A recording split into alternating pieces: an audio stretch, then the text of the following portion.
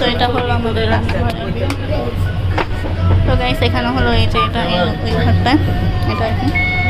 তো চল আমাদের সামনে সম্মানিত যাত্রীবৃন্দ, আপনাদের মনোযোগ আকর্ষণ করছি। অল্প কিছুক্ষণের মধ্যে আমরা নরসিংদী স্টেশনে পৌঁছাবো।